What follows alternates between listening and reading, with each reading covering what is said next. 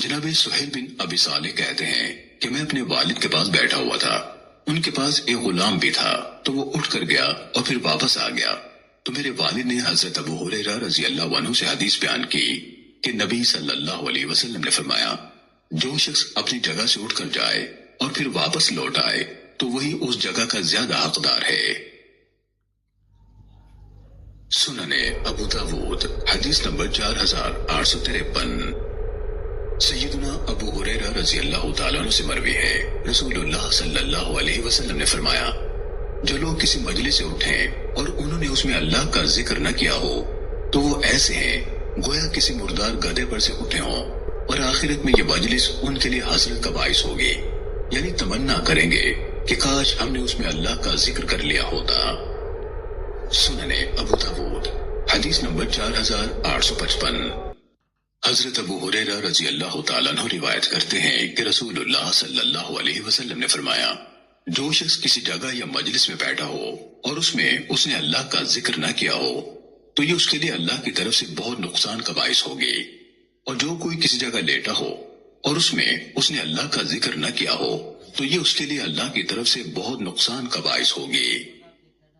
سننے ابو داود حدیث نمبر 4856۔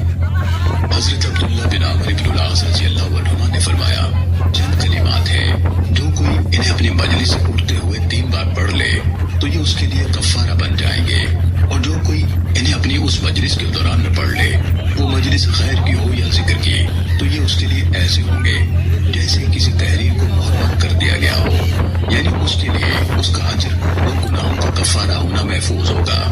وہ کلمات یہ ہیں، سبحانک اللہم وبحمدک لا الہ الا انت استغفرک واتوب الیک۔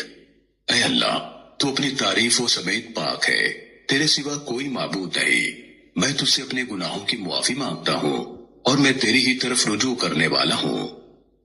سننے ابو داود حدیث نمبر 4857۔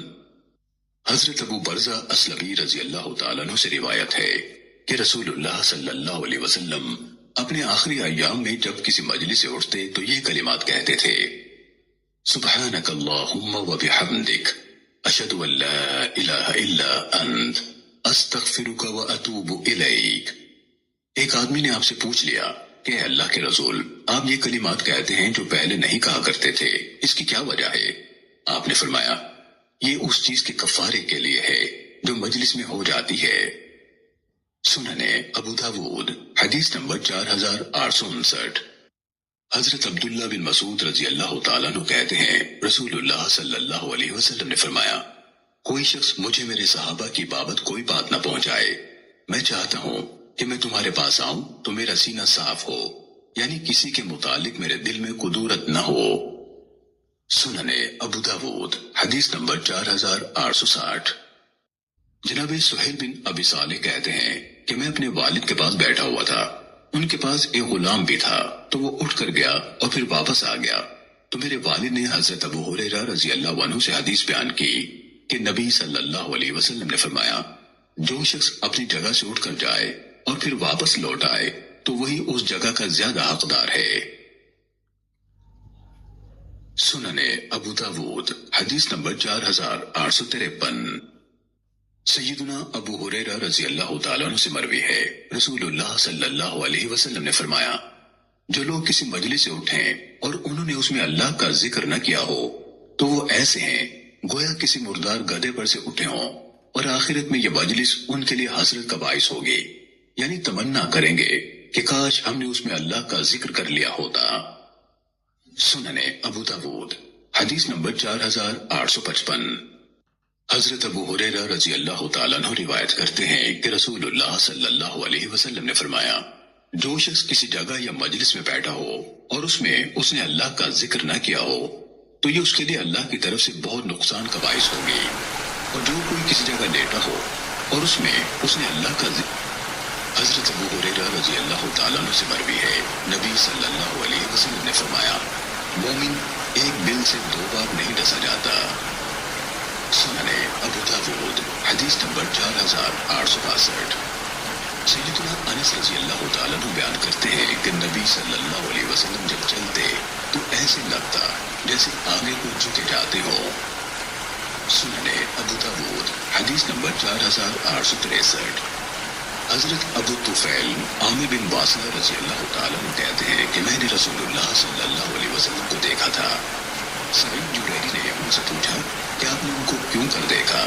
انہوں نے کہا آپ سفید رنگ اور انتہائی خوبصورت تھے، اور جب چلتے تھے تو لگتا تھا کہ اوپر سے نیچے کو اتر رہے ہیں۔ سننے ابو داود حدیث نمبر 4864۔ حضرت جابر بن عبداللہ رضی اللہ عنہما روایت کرتے ہیں رسول اللہ صلی اللہ علیہ وسلم نے فرمایا جب کوئی تم سے بات کرتے ہوئے ادھر ادھر سے چکن نہ ہو رہا ہو کہ کہیں کوئی سنتا تو نہیں، تو یہ بات امانت ہے۔ سننے ابو داود حدیث نمبر 4868۔ حضرت جابر بن عبداللہ رضی اللہ تعالیٰ عنہما سے مروی ہے رسول اللہ صلی اللہ علیہ وسلم نے فرمایا مجالس امانت کے ساتھ ہیں سوائے 3 مجلسوں کے جن میں ناحق خون بہانے یا ناحق فحشکاری یا ناحق مال مارنے کی بات ہو۔ سننے ابو داود حدیث نمبر 4869۔ حضرت ابو سعید خدری رضی اللہ تعالیٰ عنہ بیان کرتے ہیں رسول اللہ صلی اللہ علیہ وسلم نے فرمایا اللہ کے نزدیک قیامت کے روز یہ بات بہت بڑی خیانت شمار ہوگی کہ مرد اپنی بیوی کے اور بیوی اپنے شوہر کے قریب ہو اور پھر اس کے راز کو افشا کر دے۔ سننے ابو داود حدیث نمبر 4870۔